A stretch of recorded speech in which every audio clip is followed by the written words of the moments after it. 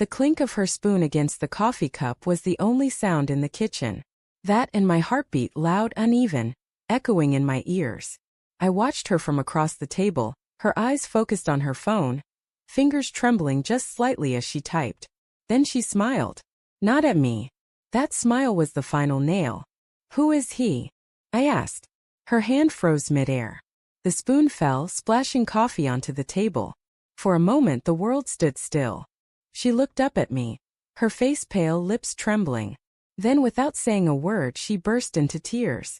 Her name is Emily. My wife of 12 years. My best friend since college. The mother of our 8-year-old son Liam. We'd built a life together. Mortgage, road trips, anniversary dinners, all the clichés of a happy marriage. Or so I thought. But for weeks something had been off. Late-night texts. Secretive smiles. The smell of cologne that wasn't mine clinging faintly to her hair. I told myself I was paranoid. I blamed stress, exhaustion, imagination. I wanted to trust her because that's what you do when you love someone. You give them the benefit of the doubt, even when the doubt eats you alive. But last night I saw his name. She was asleep beside me, her phone lighting up the dark room. The message flashed briefly on the screen before fading. Can't stop thinking about you. Same time tomorrow.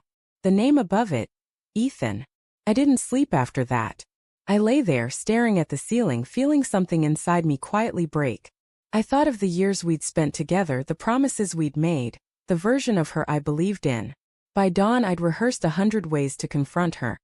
Angry, calm, sarcastic, cold. But when morning came, all I could manage was that one question. Who is he? Emily covered her face with her hands, her shoulders shaking.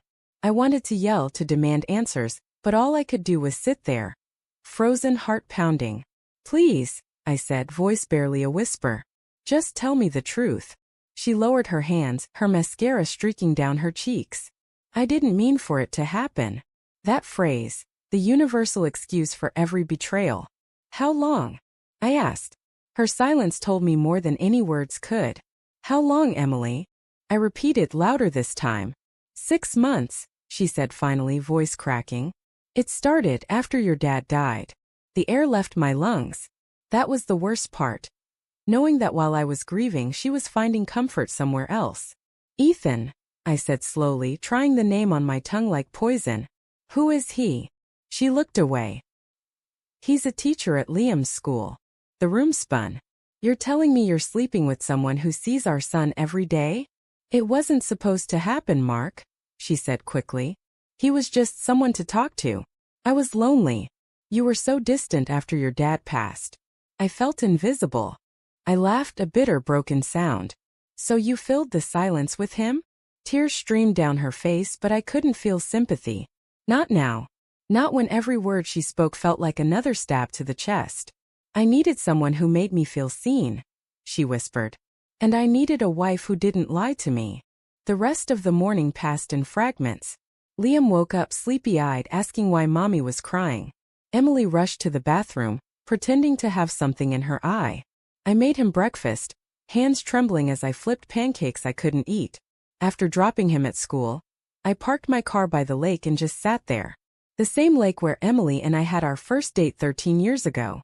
Back then, she'd worn a yellow sundress, her laughter echoing over the water. I used to think I was the luckiest man alive. Now that same lake felt like a cruel reminder of everything I'd lost. I tried to hate her, but it wasn't that simple. Love doesn't vanish just because someone shatters it. It lingers, stubborn and painful, like a wound that refuses to close. By afternoon she texted me. Can we talk when you get home? Please. I'll tell you everything. I stared at the screen for a long time before replying. Be ready. That evening I walked into a quiet house. The air was heavy with tension. Emily sat on the couch, eyes swollen from crying. I ended it with him, she said immediately. Last night. I scoffed. How convenient. I swear, Mark. I told him it was over. Why should I believe that? She hesitated. Because I realized I don't want to lose you.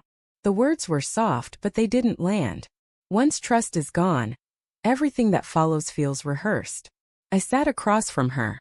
You said it started 6 months ago. What exactly happened? At first it was just messages.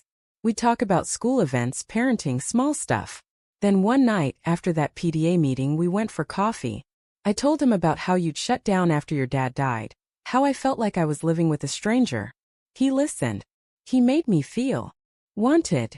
I finished for her. She nodded. And after that? Her eyes fell to the floor.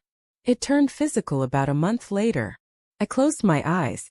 I didn't want the details, but my mind painted them anyway. The touch, the kisses, the lies. I wanted to stop, she said quietly.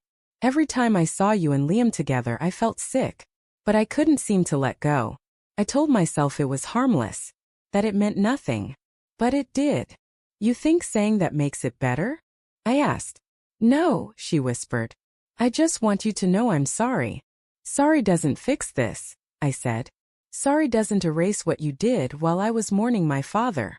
She covered her mouth, sobbing. I stood up, pacing the room. My hands were shaking, and I could feel the anger finally surfacing. Do you even realize what you've done to us? I said. To our family? To Liam.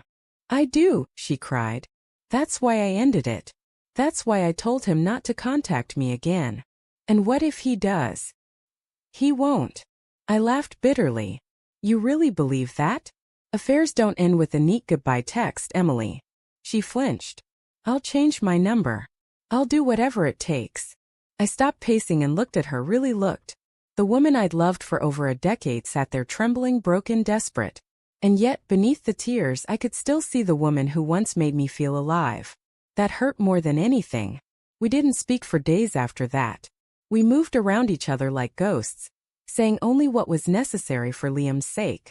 At night, I'd hear her crying in the spare bedroom. Sometimes I almost knocked on her door. Almost. Then one evening, a letter appeared on the kitchen counter. My name on the envelope, written in her handwriting. Inside, she poured out everything. How she hated herself for what she'd done. How she missed the way I used to look at her. How she wished she could turn back time. At the end, she'd written, If you can't forgive me, I understand. But please don't let Liam grow up thinking his mother is a monster. I'm human. I made a terrible mistake, but I still love you. I read that letter 5 times. Each time my chest tightened a little more. The truth is, part of me still loved her too. But love isn't always enough. Not after betrayal. A week later, I met Ethan. It wasn't planned. I saw him outside the school when I picked up Liam. He recognized me immediately. His smile fading, his posture stiffening. Mr. Collins, he said cautiously. I didn't hit him. I didn't yell. I just looked at him. This man who'd stepped into my life and wrecked it, and asked, Do you have a family? He swallowed hard. No. Then you wouldn't understand what you destroyed. He nodded, shame in his eyes. I'm sorry. Truly. Don't ever talk to her again, I said. And if I find out you have, I'll make sure everyone at that school knows exactly what kind of man you are. He didn't argue. He just walked away, head low. I stood there for a long time, watching him disappear down the street. The anger didn't bring relief. Just emptiness. That night I told Emily I wanted space. She nodded silently, tears welling up again. I understand, she whispered. I don't know if I can forgive you, I said. But I also don't know if I'm ready to throw away 12 years. Her voice broke. What do you want me to do? Nothing, I said. Just let me breathe. She nodded again, then reached out hesitantly, her fingers brushing mine. For a second I didn't pull away. For a second it felt like the world might still be fixable. But then I remembered the message on her phone. Same time tomorrow. And I pulled my hand back. Weeks passed. We started therapy, for Liam's sake, not for ours, at least at first. The counselor told us healing was possible, but only if both of us wanted it. Some days I think I do. Other days I can't even look at her without seeing his name. Trust once broken is like shattered glass. You can piece it together, but the cracks never disappear.